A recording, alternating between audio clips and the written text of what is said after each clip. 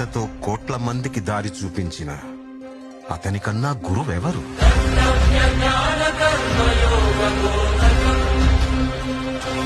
రక్షణ కోసం సముద్రం మధ్యలో ద్వారకా నగరాన్ని కట్టిన అతనికన్నా గొప్ప ఆర్కిటెక్ట్ ఎవరు? వేణుగానంతోనే గోవుల్ని గోపికల్ని కట్టిపడేసే అతన్ని మించిన మ్యూజిషియన్ ఎవరు?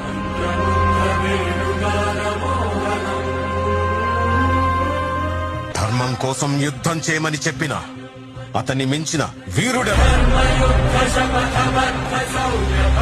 హోమయాగాలతో వర్షం తెప్పించిన అతనికన్నా ప్రకృతిని అర్థం చేసుకున్న క్లైమటాలజిస్ట్ ఎవరు?